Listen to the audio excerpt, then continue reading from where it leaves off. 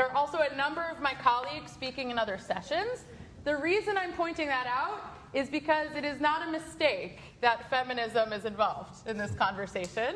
And here we are having this conversation, and I came to creating a shul because of what we call a stained glass ceiling, right? There was no mobility for women in the Orthodox pulpit when I was looking for a senior role.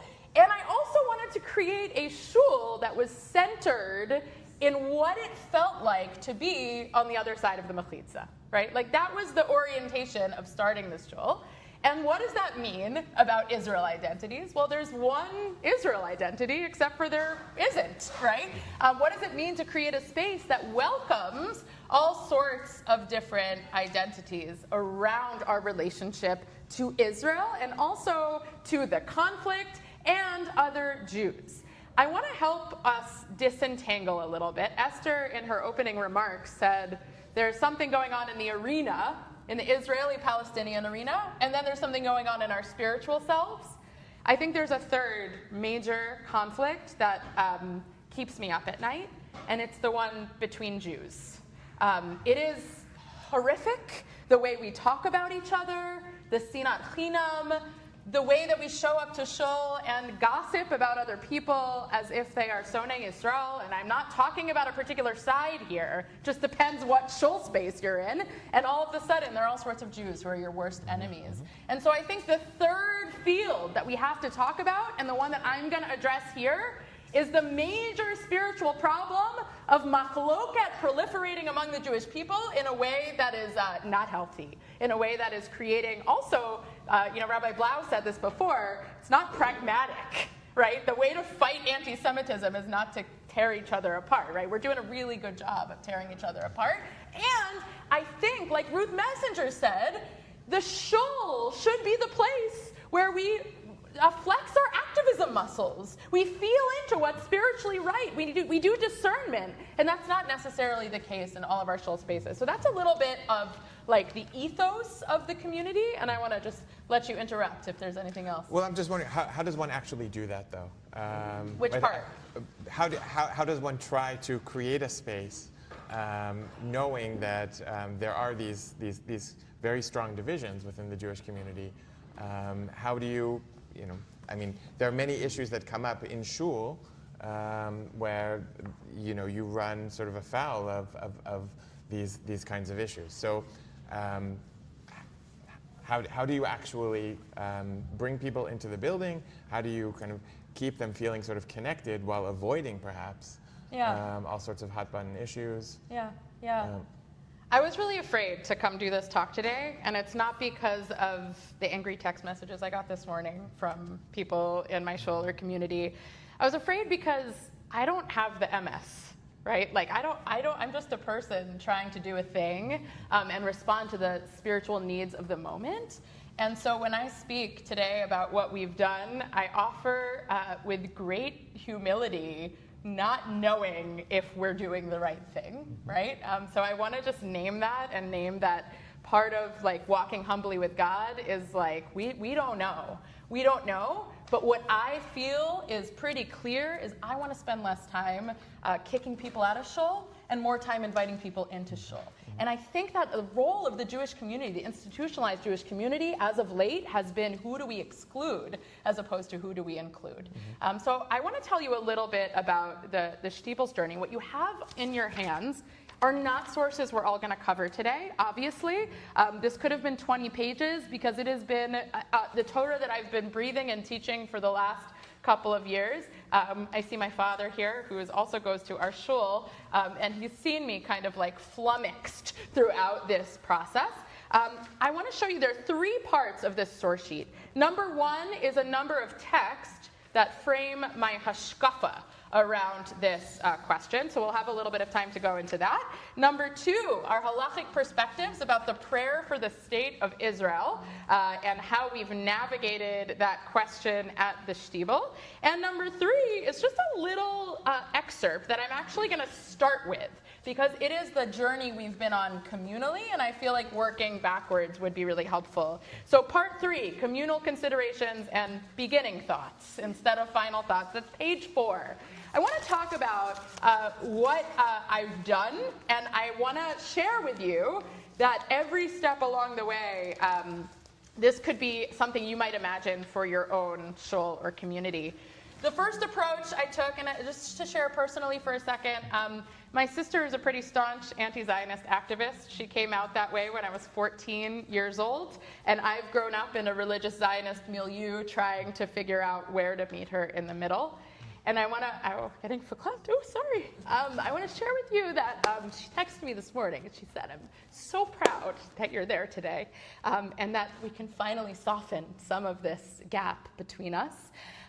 And so when I started the Shtibel, I just wanted there to be less animosity around this issue. And so guess what my strategy was? Don't talk about it. Don't do the prayer for the state. And in order to get away with that, eliminate all Misha Berachs, right? And so therefore it's all for speed, right? And that is the goal. So there's no Misha Berach for Cholim, there's no Misha Berach between Aliyot, there's no Misha Berach for the government or for the state of Israel. Gesund to hate, everyone is fine, right? No, not everyone is fine. When do you think that started to change? What'd you say? Not week 2, actually. So people came to me in the first several years of running this shul, and they said, thank you for creating a space where it feels like I don't have to walk out, where it feels like there aren't parts of this prayer that I'm uncomfortable with. This is so amazing. And then it was summer of 2023. What was happening in the summer of 2023? Traditional stuff. Yeah, the Smol Emuni, right, was coming up, and there was starting to be some really serious conversations around, what it meant to engage spiritually with these questions. And I got a lot of pressure to talk about it and to start to integrate Israel in a serious way in our community. I was still resisting. So what was my plan? I was going to convene a conversation on Tisha B'Av 2023, and I was going to talk about Achdut, what it meant to be coming together over different ideas. And I want to share with you the first source. If you flip back to the beginning, this has become one of my marching Torahs I think about all the time. So many of you know the idea that because it says in the singular that the Jewish people were encamped at Sinai, Rashi says, Ki'ish echad b'lev echad. We were camped like one person with one heart. By the way, source number 2, it says, but all their other encampments were terrible, which I love. No one ever quotes the end of that Rashi. Aval sharkol chaniyot b'taramot v'machloket, right?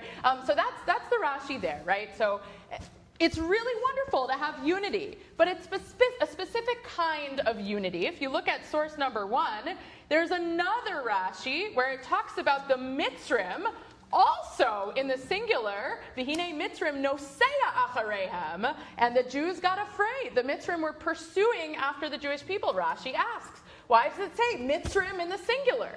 Why not plural? They were like a lev echad ke'ish echad. They were like one heart and one people. Source number 3, the Chidushei Arim, says, there's no such thing as real achdus, except when you come together to hate somebody. Which is interesting. They weren't really unified in their pursuit of the Jewish people. It's not really what it was. They were just overtaken by their hate for other people. And so I talked a little bit about what does unity look like when it's grounded in ishness as opposed to laveness, if that makes sense. So not driven by ideology, but personhood, right? We're thinking about achdus in terms of who we are as our individuals and people versus an ideology perhaps of anger and of hate. So do you think that satisfied everybody, that big talk? No. What do you think the problem was at that point? They were hungry. They were hungry for what? Because it was Tisha B'Av. Oh. So Jennifer is pointing out a very important pragmatic piece, which I should have realized back then. Bad time to do a program about Israel. Okay, but no, they were hungry, and they were hungry for something else liturgically also. They were still missing a connection to Israel in our tefillot. There's a lot of discontent around the approach of doing this, and this is an important thing, intentionally, right? Like it would be very easy for me to be like, this is my opinion, this is my laveness, follow me after that, right? Go, this is my warriorness. But that's not actually, I think, what we're doing in a shul, right? We got to actually think about it. I'm going to pause before I go to the next stage and ask you if you have any questions. No, I'm just sort of captivated. Okay. I can keep going. Because then October 7th happened, but not in between Tisha B'Av and October 7th, I announced that we would be doing something called Essential Conversations, a safe place to talk about Israel, to talk about our connection to it, and there would be guidelines, there would be an opportunity to have these facilitated conversations, and people didn't love that except for the self-selected 10 people who attended this. But let's think about why. What was the issue with that on a communal level?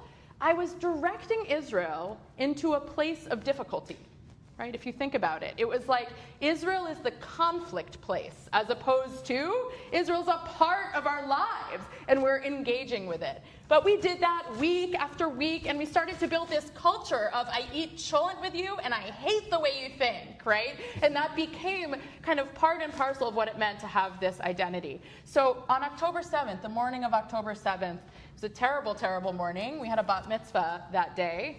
And right away, when the news started to come in, I saw a group forming at the back of the shul, and I'm looking at Rabbi Ostrich, just like the experience when you see a group of people forming at the back of the shul. And I go up to them, and I said, do you have something you want to say? And they said, was that a bad idea? Maybe. They said, you're not even going to do the prayer for the state of Israel. And I said, of course I am, right? In that moment, and when you look at the list here, the number 3, rooted in prayer and responding to the moment, I think it was a really interesting wake-up call for us as a community that prayers, especially the ones liturgically situated in the Torah reading where Yakum Porkan lives and the Mishaber for Cholim live, is a perfect place to respond to the spiritual needs of the moment. And I got up and I said the prayer and I said it week after week after week.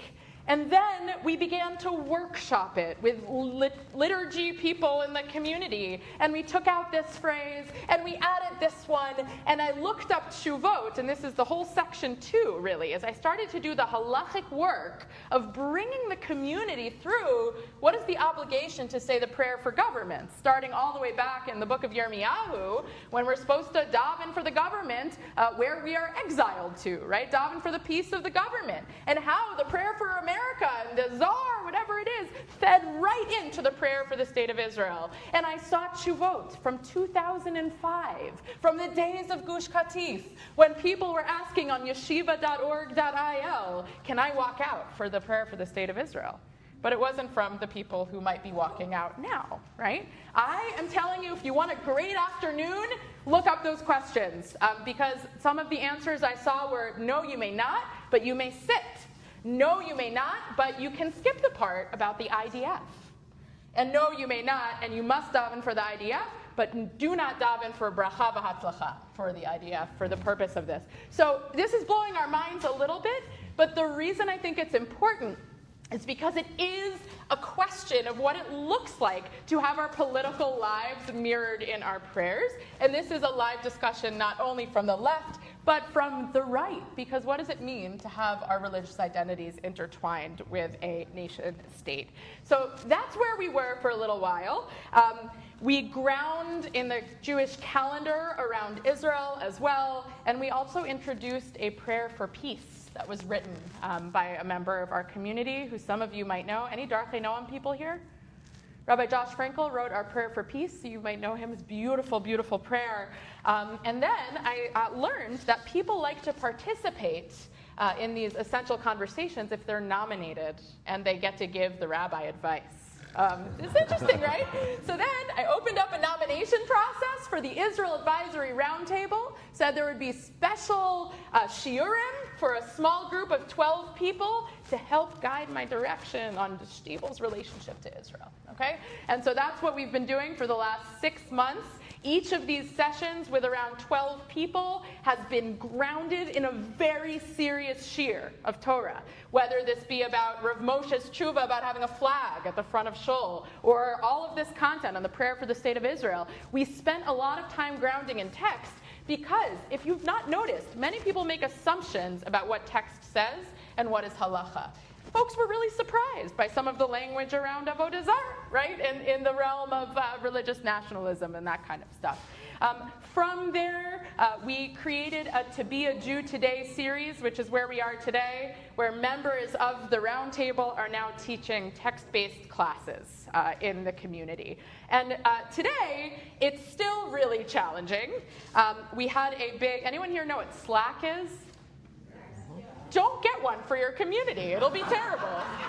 Anyway, we're on Slack. Our whole community is on Slack. Huge thing erupts. Any Stiebel people in the room? Okay, but I was going to say Baruch Hashem, but Chava's here. Okay, so you have the Slack here exploding in kind of attacks, anti-Zionist, Zionist, just this massive kind of attacking.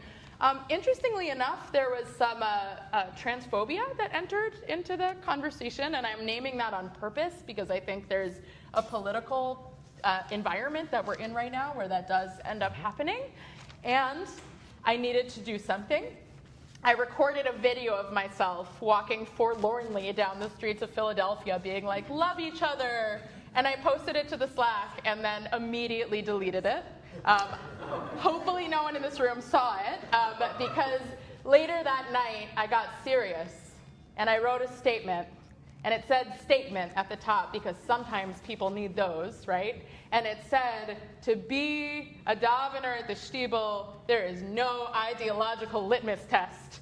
That means if you are a Zionist, an anti-Zionist from Haredi or non-Haredi approaches or anywhere in between, you are welcome here. The only thing that is required is that you must act like a mensch, basically. It was a longer statement than that, but this is the part that I want to read on the bottom of page 4. This has been essential for us. Within that diversity, there are parameters and guiding spiritual principles. We ask that you be committed to the safety and flourishing of Jewish life, both in Israel and the diaspora, no matter your political position. And B, that you must participate in the suffering and the joy of the Jewish people, and uphold the principle of B'Tselem Elokim, which means valuing the lives of both Jews and Palestinians. And as an expression of those principles, we daven for Israel, for Tzahal, for hostages, for civilians, and for peace. I have and will continue to speak about the hostages and center the conflict in my own spiritual leadership and in my drashot as part of a new series, blah, blah, blah. The principles are so interesting because they really, really help guide the conversation. Looking at them, do you think you go to a shul that could sign on to those principles? No. What part is the sticky part? Palestinians. Palestinians are the sticky part? Anything else? That's very fun when everybody pushing OIC. What? Sahal. Okay, can you say more about that? In our community, it's very sticky. Bringing that in for some people is a red line. Red line, to daven for them. Yeah, great. What else? Workshopping is prayer.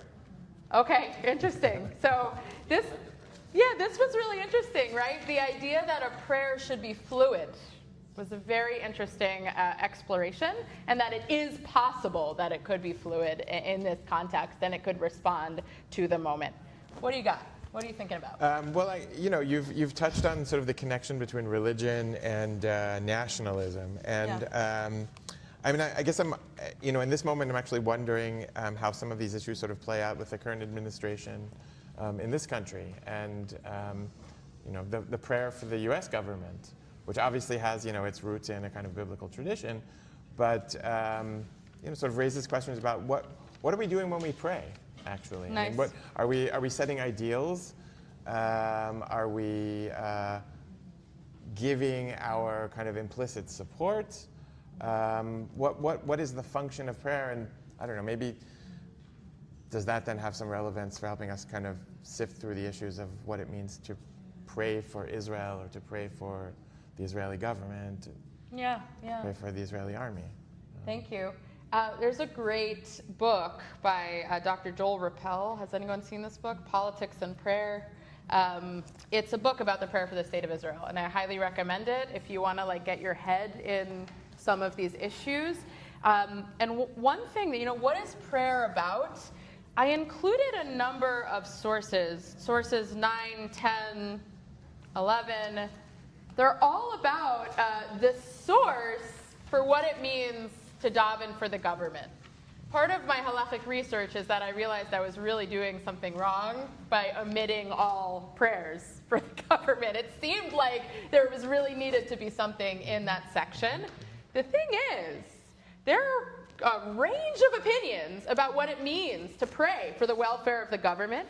Some of my favorite ideas are, well, we pray for actually, this is the second paragraph of Rabbi Moshe Lashkar, the second paragraph there, Shera'ui la'adam lehitpalel al shlom kol ha'olam, bein yachid, bein sibor, right? So there's this idea that it doesn't just mean praying for the king. It means praying that the world takes a deep breath and we find peace and openness. And so we actually don't pray right now for the government of the diaspora, right, where we are, but we pray for Israel in particular because of our distinct need to connect at this moment of difficulty. And then we do a larger prayer for peace, which kind of covers that idea. Yeah. So what's prayer about? It's a really, really good question, and I think that there are ways to understand it. And what parts of tefillah actually can you imagine are political, besides the prayer for the state and the prayer for government? Any other parts of tefillah feel political? There are parts of the Shemona Esrei. Yeah, which one? What are you thinking? Yeah, right. The minim, right? You have this stuff entering in to the discussion. And what's really cool is in this book I'm describing is the word subversive comes in, right? Like that we daven for the welfare, or we say statements that actually might be interpreted one way, but we're feeling it in our kishkas another way. So here's a spiritual tool I want to give you all. And I included notes at the like a little section at the end of this. This conference has so many parts to it, and I hope that you can find a little bit of neshama time for yourselves to figure out how you want to translate this into your davening lives. But what does it mean to look at the prayer for whatever prayer you're using in shul, for the prayer for the state, and find a line that you're really davening about, right? And like focus on it. What does it mean to say Mechayei HaMeitim? Right? What does it mean to say, blessed are you, God, who revives the dead? Am I thinking about Tchiyat HaMeitim every time I'm listening to that? Or does it have different kavanot each time? So really thinking about how prayer can motivate our activism and help us find a discernment as well. I'm just curious because I also took a class once on the prayer for the state of Israel and the prayer, the prayer for diaspora governments, and they're taken several forms. And just to summarize, some of them are the form from like Isaac Bashevis Singer, like may God keep the czar far away from us, right? So a lot of them were prayers about how the government should serve the safety of the Jewish people. So it's not actually a prayer for that government; it's actually a prayer for ourselves, which is self-preservation. And I think about this because I'm also thinking about just the term Orthodox in the title of this thing. And Orthodox prayer spaces, or Orthodox spaces in general, are beholden to holding an orthodoxy, which is, it's self-definitional. And it's complicated because it doesn't allow, in theory, for those interpretive moments or these. It's more about the thing itself. It's about adhering to the thing. So this is such a good point, right? Is it about adhering to the thing, or is this why we're here today, right? Where we're like, wait, we seem to be stuck in this moment of adhering to certain ideas or certain beliefs and ignoring a whole other part of our Jewish and spiritual selves, which require us to be overflowing with rachamim and like a midah that is it's not really quantifiable, right, in some ways. So I think that's a good point about Orthodox spaces. Just a little shul thing about the shtibel that I want to share as like a little thing. I try to change something in the physical space every week. If you've ever tried to move a chair in your shul, probably someone tried to kill you, right? Like that's like what happens in shuls. And so something that's interesting to just think about is how do we just get used to things shifting and changing in our liturgical spaces so that we can actually respond to what Hashem needs of us? Especially if we're talking about things that are going to go against the grain, we need to be able to create communities that are resilient enough to respond to where the people are. Because the people are you, and you need a different thing, right? So what does it look like to, even if the thing that you want to change is not changing, change can come in another way. I just am struck by what you said a few minutes ago about how in 2005 there were people on the right who didn't want to say the prayer for the state of Israel. Now, another reason why it struck me is my brother-in-law's shul, I'm not going to name the community, he told me that during the Obama administration, there were people who walked out at the prayer for the president because they didn't support Obama. And I'm just thinking about, so like right now, people on the left are going to walk out, and then a few years from now, people on the right are going to, like, just the notion of achdut, and to your point, like, finding something in the prayer that speaks to you, like, I pray for the state, and I, for the health of the people, and I pray for, even if I disagree with the Prime Minister of Israel, I pray for him to have the wisdom to do the right thing, even if I often think he doesn't personally, to have that, I pray for the overall welfare of the government. So it's like what Nancy Pelosi said, that she prays for Donald Trump every day. Right. Bless her heart, right, yeah. Yeah, I think that's a good point. So source number 17, there's an amazing Zohar here. The walking out and sitting down and all of these things, it's legitimate protest, of course. And here's my critique for a moment. It's really important that regardless of your right-wingness or left-wingness, you try to be an activist in other ways first, right? If your rabbinic person is an ally, and I'm speaking as a person here who is, right, in some ways, I want to be able to shift the conversation with you and not actually bring it up to like from 0 to 60 right away. Because as we see sometimes with changes in Orthodox shuls, whether that be about LGBTQ stuff, whatever it is, sometimes too strong of a push from the other side creates a backlash that is really quite harmful, right?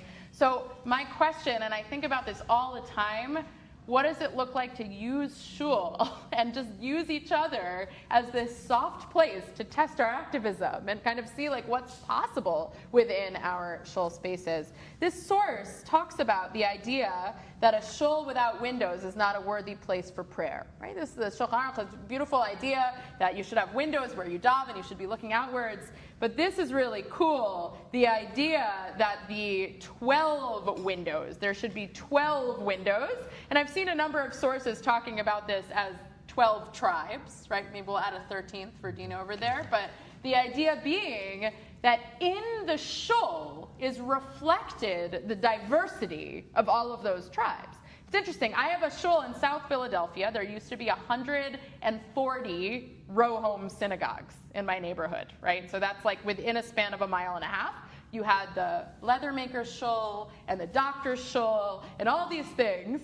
And really, I think ideally, we're all in a space together looking to the leather tanners and being like, you smell really bad, and I'm very happy to be in this community with you. When we say kol dichvin, right, all of these things, we really mean it. There's a sense that the people who are directly next to us when we daven are sometimes a little bit unpleasant or quirky, or not people we really enjoy all of the time. That is part of spiritual diversity, and it helps us become better Jews. And I actually want to invite you to an amazing tshuva. I'm stealing your thunder, are you okay? No. Okay, so an amazing tshuva.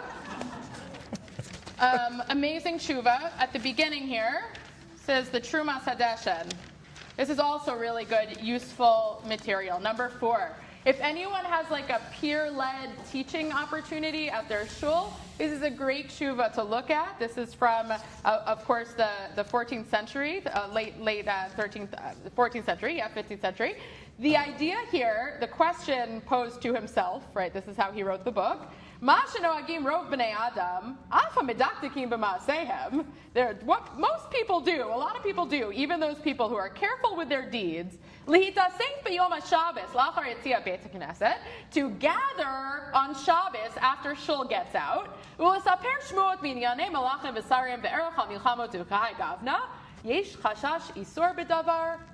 right? So this question is it okay to talk about politics after shul on Shabbos? Look at the year when this is written, okay? This is not like 2005, right? This is old. What would the halachic issue be? Yeah? Maybe you sat on Shabbos. sad on Shabbos, right? Oneg Shabbos, that would be an issue. What else? There's another one. What? Uvda dechol, it's stuff we do during the week, and daber davar, right? Like you actually can't speak about weekday things on Shabbos when you would talk about them during the week. And what I love what he does here is he says, if individuals meet angim bekach, if they enjoy it, then it's okay. And he uses the word, people are mitavin bezeh, like they have a lust for this, which is fascinating. I don't know what to make of the word taiva in reference to talking about kings and wars. What do you make of that? So Jason, Rabbi Herman's nodding his head. It's true. And I don't know what it's about, but I do think that there's a taiva involved, and he's casting some judgment, I think, because of that taiva. But he says, I've observed that some of the people who say they love it don't really love it. And they're doing it because other people are doing it. This is like amazing, right? And so I've started to say, like at Shul, it's, if you want to talk about, I can't say anymore, don't talk about politics. People, this is the world. But something I like to say is, can you just ask permission before, right? Just be like, can I talk to you about Israel stuff? Is it okay if we chat about the Trump administration, right? So a person can actually say, not on Shabbos, thank you. Imagine that you're asking someone about their job, for example. You would never, God forbid, in a Frum community do such a thing. Ask someone about their job on Shabbos without asking their permission, right? So what does it look like to just ask for consent before you go ahead and do this for halachic reasons, right? For halachic reasons. I'm sort of struck by the contrast between these last two sources. I mean, the windows looking out on the world sort of implies that the prayer space should really be a space that is engaged with the environment, not just focused on what's kind of happening insularly. And yet here we have a little bit of a kind of a retreat from that position. You have to be careful about how much you engage the outer world in the prayer space.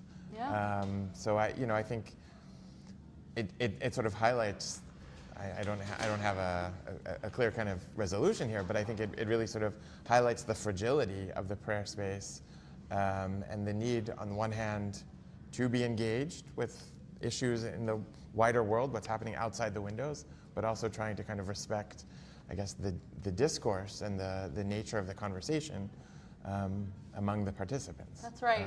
That's right. And taking the pulse kind of where we all are at in terms of our need to engage on some of these issues. Yeah. Something really only becomes political when people disagree with it, right? So yeah. I just want to thank you so much for this and for being, an Orthodox rabbi from here who is not just attending but also sharing. I really appreciate it. And I just have a question about the Achdut part of it.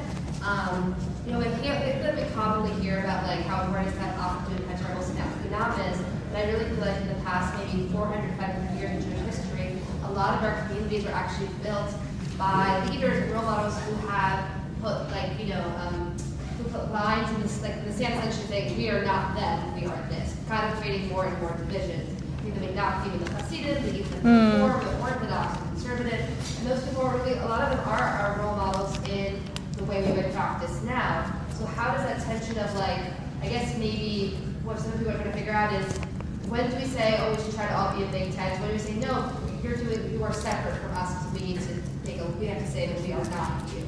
Beautiful. Thank you. What's your name? I'm Rachel. Hey, Rachel. I think it's useful to actually use halachic terminology or to think about it in that way. I've found that grounding in that has been my best friend, and probably for a reason, right? There's minyan. There's this idea that you have this small group, this small essential group that triggers these communal prayers.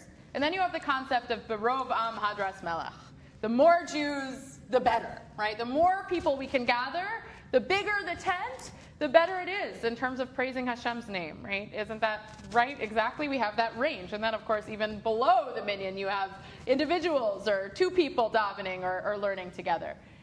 What I said just a moment ago, that something becomes political when people disagree with it, I think is the thing, right? So at what point the shul kind of grows, this tent grows, and then machloket proliferates so much in the community that you're seeing too much of a spiritual loss for those people to be in a space together. and then enter the halachic discussion of breakaway minyanim. And then we do it, and then we have another tent, and it grows, and it grows, and it grows, and then it stops, right? Because there's this other concept that we don't talk about enough, that it's like we have to grow this unity until we become spiritually harmed because of it, right? And that's where we go back to the original source of ki ish echad b'lev echad, right? If we lose the personness among the ideology, then we've kind of lost the plot, right? But if we can figure out how to each be an ish, right, each bring our personhood to the space and share space together, then I think we have the spiritual imperative to try to do that. Then there's the question of exclusion, right? Who's excluded? The question, I think, of the kindness of exclusion enters, right? The kindness to the other people in the space and the kindness for a person who's acting out. Maybe that is also a spiritual imperative we have. So, yeah. I'm curious about how you bring outside voices into the school and how you build resilience among community members to hear things that are very hard to hear, for left-wingers to hear a right-winger, and right-wingers to hear a left-winger. How do you work that? It's interesting. The way that I've gotten away with bringing Israel in so far is by saying no outside voices, which is interesting. And maybe that will be the next evolution. But what's important about that is that it really pushes each person who's teaching a text or sharing their perspective to ground it in their own experience. And we don't have people coming from 100 different organizations at all different times. But I think you might be naming kind of the next push, right? There's enough work to do in people expanding themselves by simply talking to the people at shul. We have what I like to call anti-Zionist gate at the Shibel, which is when someone got up and said, I feel really welcome here, and that's my identity, and then everything exploded. And then that happened, of course, like I said a little while ago, but there's plenty of work to do, right? Just even amongst ourselves. Yeah. Do you not have cultural events? So the only speakers in the shul are either you or congregants? Or scholars who come to talk about Torah, right? But in terms of people coming to talk about, stuff they're doing in their organizations, I just, in terms of the community growing in a healthy direction, it's been a really good way to kind of keep things growing and organic within the community. Yeah. I just want to thank you for sharing it. I wanted to validate that approach. Something we've done at Shul is kind of made them know political speakers rule, and I think it does something very similar to what this QS Foundation does, so thank you for sharing that with us as well.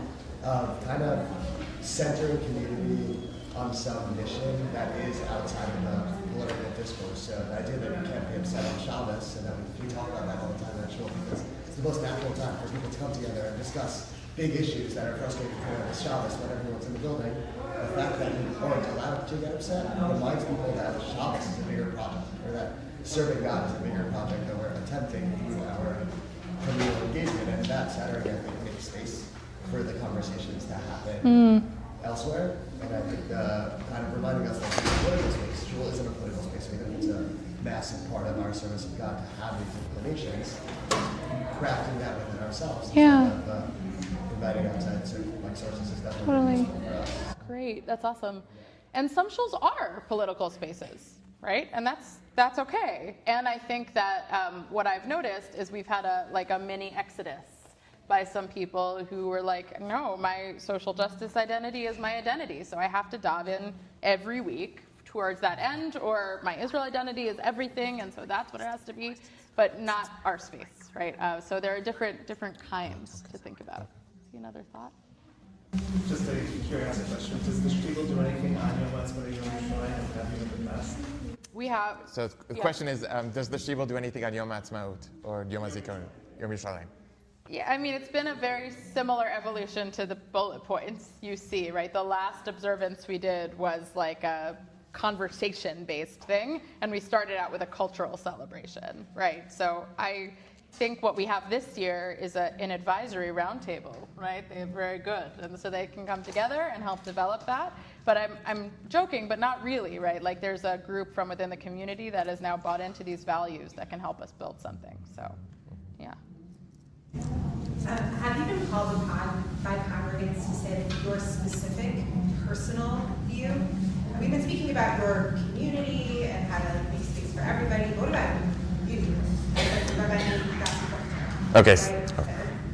And also a second question is that there have been demonstrations in the Philly neighborhood against Israel, and to what extent, as a rabbinic leader in Philadelphia, do you bear responsibility to either speak out against or for those demonstrations? Okay, so the questions have to do with Rabbanit Fruchter identifying her own personal views and then responding to or reacting to demonstrations taking place in Philadelphia. Great. The second question, I'm not 100% sure how to answer, just because it feels like there's a problem that is much larger than any particular shul in terms of the way anti-Semitism shows up in different kinds of anti-Israel protests. But there have been a number of pretty scary things going on in Philadelphia, and I've been, the subject of many scary emails and different kinds of threats. So I think it's not a space that I want to go out in front of and make my rabbinate a part of going up against that kind of thing, because as I just said, we're kind of busy, right, internally with the spiritual issues within our community. So that's what I'll say to that. And the first question is, I have been cornered many a time for my personal political view, which I'd love to give, but I'm constantly forming it. So this is actually really challenging for me.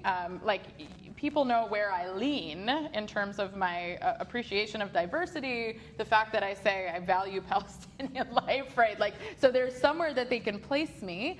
I do want to name that there has been a bit of a gendered aspect to this, and I'd be curious to chat with some of my male colleagues who have been dealing with this as well. There's a deep desire for a personal knowing of me in this process, that there's something uncomfortable about me holding a position of authority with a blank face in some ways, and I've seen that in other areas of my work, but particularly in this zone, I've kind of seen sexism show up, which is really interesting.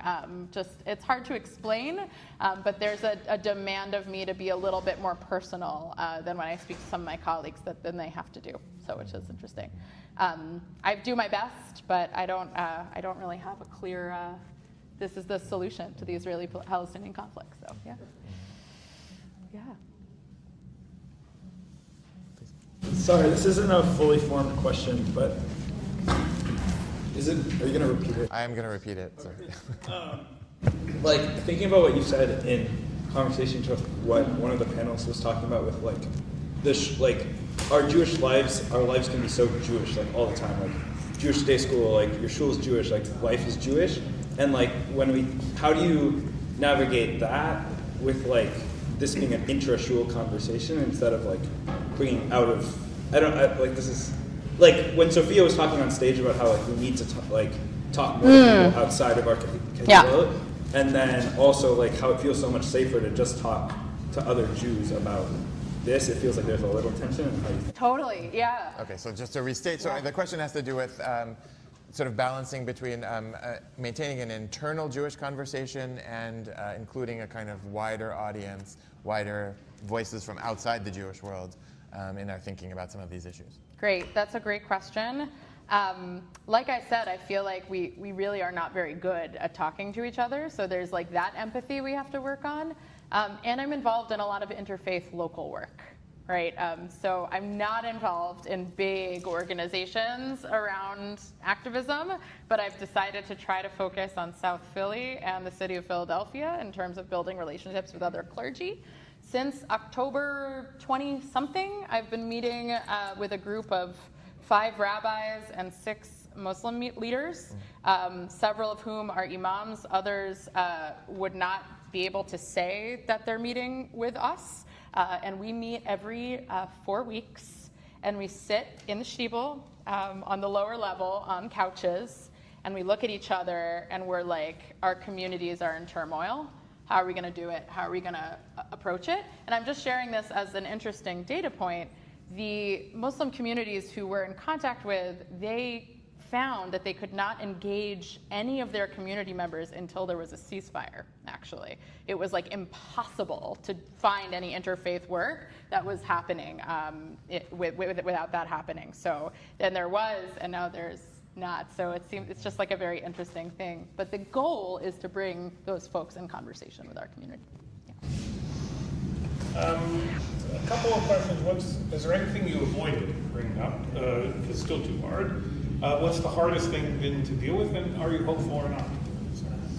Okay, so is there anything that you haven't brought up? What's the hardest thing you've brought up, and something that you're hopeful about? There's a little bit of a sadness that I have in some ways, just listening to the certainty of the panel at the beginning, talking about just kind of like, this is our mission and this is our thing and this is what we got to do. I don't do that. And so there's like a little bit of some pangs of sadness for my moral clarity. But I don't do that because of the divisions that it would bring up in the community, even though she'll have it, right? Like it might be something that would be useful for folks, for people to know about and hear about. I am so hopeful. I'm so hopeful about what's possible. I think we need more people to advocate for the idea that unity together does not mean the erasing of difference, but it means the hard, sweaty, sometimes awful work of being with people that you really vehemently disagree with. And I've seen it in my community, people doing that hard work and not feeling satisfied at the end of the day. But I'm so hopeful that the people still come back. They still come back. We've lost basically like 3 people throughout this whole thing. But truly, there's something delicious about the work, something that feels very important globally and locally. I'm super tempted to end on a hopeful note, but I think we do have time maybe for one more question, if there is one more. Well, actually, I want to take you back. Please. Could you explain to us your understanding of the 12 windows? Yeah, I mean, no, because it's the Zohar. Okay, so the question has to do with a passage about 12 windows from the Zohar. I didn't bring the context of it, but the idea of it being 12 different attributes kind of God, and different, the 12 meaning the tribes and the different characteristics and attributes of God. I can send you the full piece if you're interested. The idea being it's not just windows looking to the outside, but it's representative of the fracturedness of the Jewish people in some ways.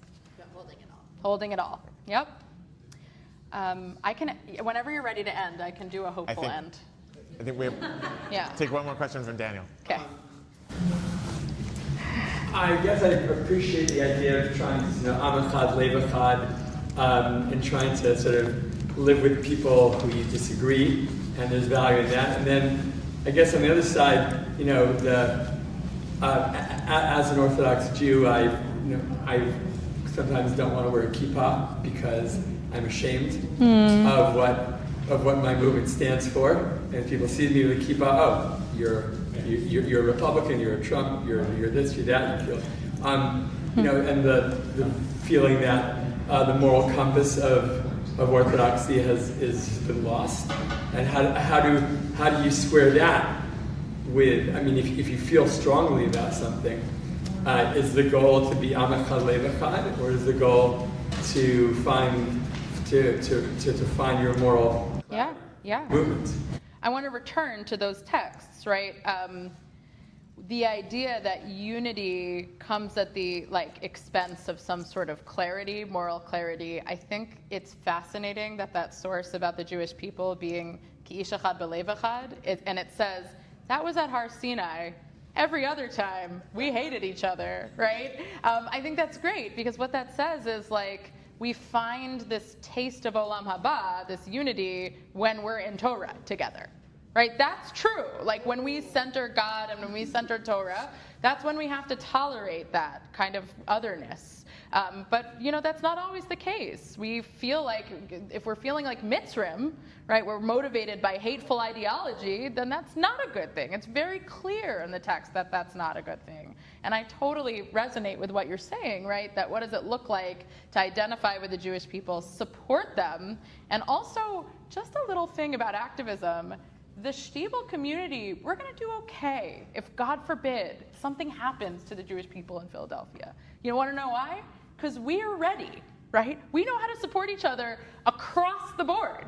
And so when I think about anti-Semitism and I think about trying to build Jewish communities, I do not want someone getting hurt in the Jewish community and someone else saying, you brought it on yourself. I'm not going to help you, right? Like, you can imagine that happening, whether from the right or from the left. We don't do that, right? But what does it look like to actually like walk around with unity? I think it means in the light and the clarity of Torah, we find each other and we're able to be in unity together, not when we're motivated by hateful ideologies. And I want to conclude, with source number 18. This is just a fabulous source that you might know if you've ever learned Daf Yomi.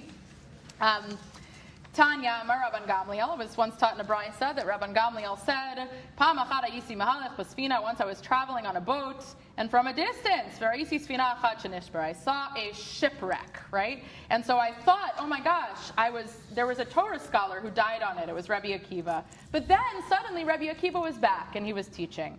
And I'm sure you know this maybe you've heard or like echoes of this Gemara. So he says, how did you survive the shipwreck? And he says, Daf shel sfina nizdamen li, v'chol gal v'gal shabalai, na'niti lirosho. So a plank from the boat came to me, and I bent my head before each and every wave that came towards me, and the wave did not wash me off the board, and I came towards the shore. And then the next part of it says, Mikan amru chachamim. From here we learn that if wicked people come upon a person, then just like nod to them, and it will be fine. There's just like an aside. But the reason I like this as a closer is because it's typically used as the way we understand Daf Yomi, right? The idea that, there's a daf every day, and every day I grab onto it, and it brings me from wave to wave, and then finally I get to shore. But what if we just thought about the daf as Torah and mitzvot and Hashem, and every stinking day that we're dealing with this hard stuff, internal stuff, the conflict, power dynamics that it feels impossible to change, we grab it. We just grab it and then ride the wave. And then we do the next one and the next one and the next one. And we're not going to solve it all in one day, but hopefully what I've showed you today is that it's possible to be in process and to grab the plank at each stage and let the waves move us. And hopefully you can tell your friends and your leaders that it's okay to be in process and that we can all be gentle with each other along the way if the plank we're grabbing onto is Torah and mitzvah. We'll stop there. That's a very nice way to end. Yeah, thank you very much. So please join me in thanking Rabbanit Dasi Fruchter. Thank you for moderating. No, that